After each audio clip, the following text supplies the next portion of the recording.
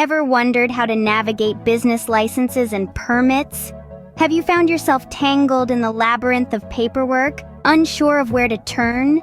Fear not, because today we're going to untangle that knot and guide you through the process, step by step. First things first, the type of business license or permit you need largely depends on your industry and the specific regulations in your area. For instance, a restaurant owner might need a health permit, a liquor license, and a general business license. On the other hand, a freelance graphic designer might only need a general business license. Step 1 in the process is research.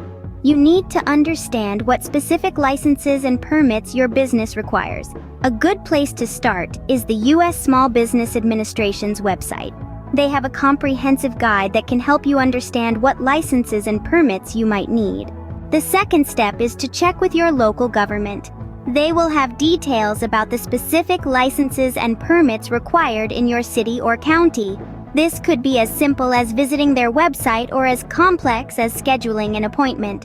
The third step is to fill out the necessary paperwork. This might sound daunting, but it's often a simple process of filling out forms and providing documentation about your business. Make sure you read each form carefully and provide all the information requested. The fourth step is to pay the necessary fees.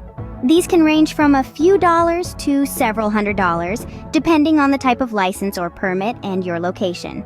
The fifth step, and perhaps the most important, is to keep track of your licenses and permits. Many of them need to be renewed annually or biannually.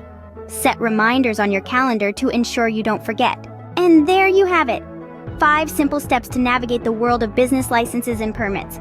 Remember, these licenses and permits are there to protect you, your employees, and your customers. They might seem like a hassle, but they're an essential part of doing business. And now you've taken another step towards becoming a savvy entrepreneur. But remember, this is just one aspect of running a business. There's always more to learn. So come back for more financial insights and tips, like subscribe and turn on notifications. Thanks for watching.